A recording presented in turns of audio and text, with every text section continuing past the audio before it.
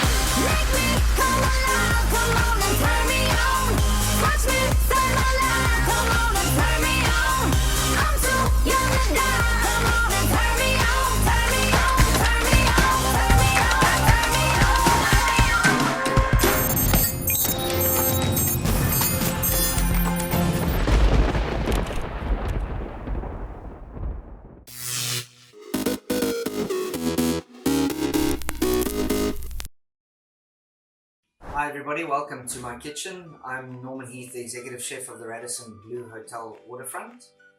Today I'm going to share one of our best sellers of our restaurant, which is a seared tuna dish.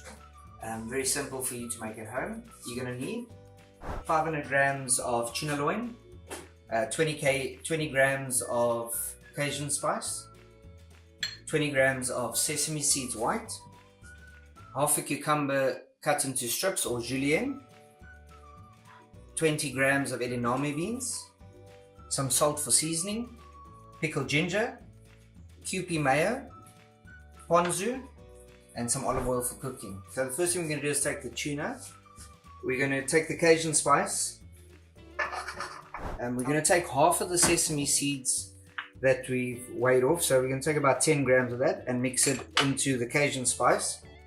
We're going to take the tuna and we're going to just lightly coat it. As you can see, that's got a lovely coating to it. We're going to take the other piece, do exactly the same. You don't need too much olive oil, in a non-stick pan would be perfect. So just a little bit. So now the pan is nice and hot. We're just going to lightly sear it on each side for about 30 seconds on a side.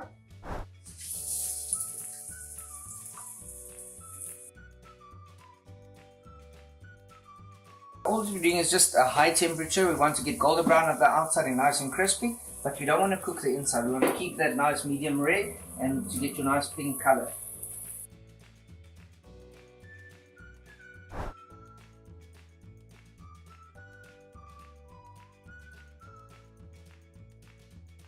Other half of the sesame seeds and lightly toast them in a little pan. And we want to, from a cold pan, heat it up. We don't want a hot pan, otherwise it will burn. So it's a light toast that we want to use. Now we're going to place the tuna aside to rest.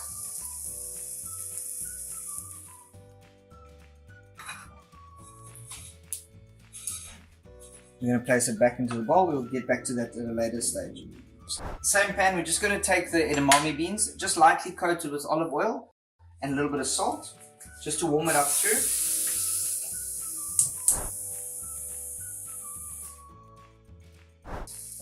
The tuna with a nice sharp knife.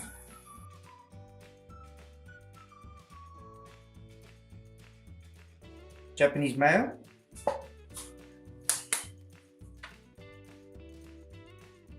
You can see have a look at the color of that. Beautiful.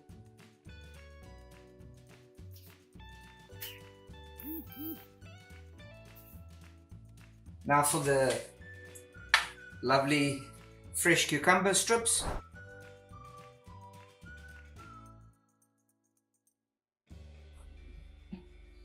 We're going to take these lovely edamame beans that we had earlier and just give them a sprinkle over the salad.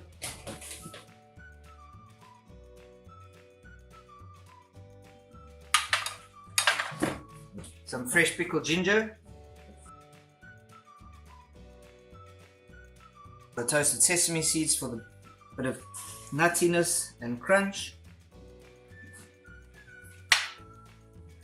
And then lastly we'll dress it with a ponzu, and that acts as a dressing, which is a citrus salty flavor. Thank you for joining me. I think let's get the kids and let's see what they think about this dish. The ones that are really honest are the children. Is it lekker?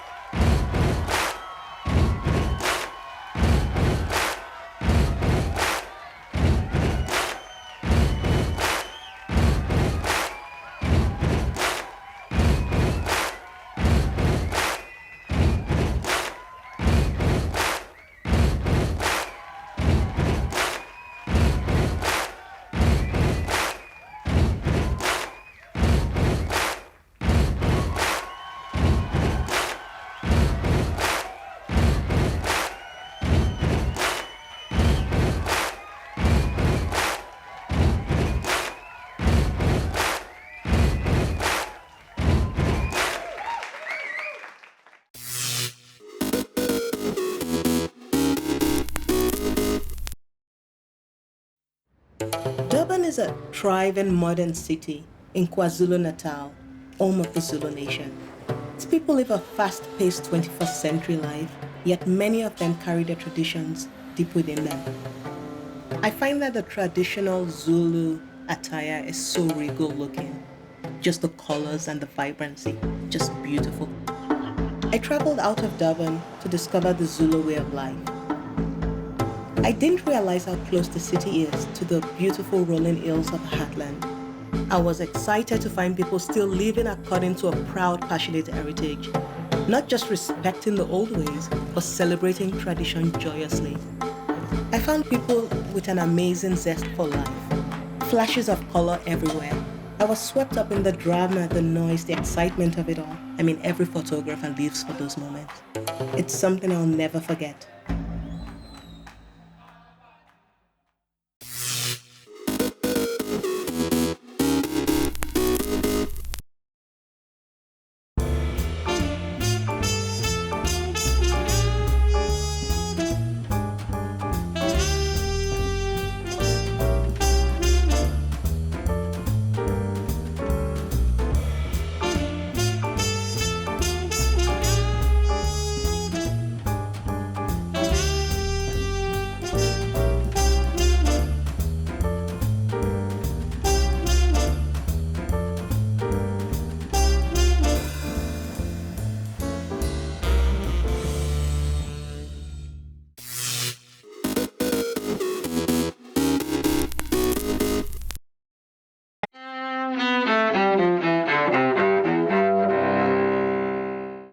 September 18, 1850. In Washington, America's divide between North and South over slavery deepens.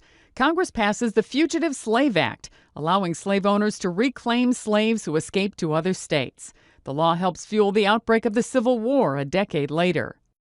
2001. Letters postmarked Trenton, New Jersey that later test positive for anthrax are sent to NBC anchorman Tom Brokaw and the New York Post. The letters are part of the anthrax scare that kills 5 people and infects more than a dozen others just weeks after the September 11th terror attacks. 1975. In San Francisco, newspaper heiress Patricia Hearst is captured more than a year and a half after her kidnapping. Hearst says her kidnappers, known as the Symbionese Liberation Army, brainwashed her into joining them in at least 2 robberies. She spends prison time for bank robbery, but her sentence is later commuted. 1961. In Africa, UN Secretary General Dag Hammarskjöld is killed when his plane crashes in what's now Zambia. Hammarskjöld, who was on a peace mission in what's now the Democratic Republic of Congo, was 56 years old. 1905. Actress Greta Garbo, the enigmatic movie star of the 1920s and 1930s, is born in Stockholm, Sweden. And 1970. In London, guitarist Jimi Hendrix, a music icon of the 60s counterculture, dies of a drug overdose. He was 27 years old. Today in history, September 18th. Sandy Kozel, The Associated Press.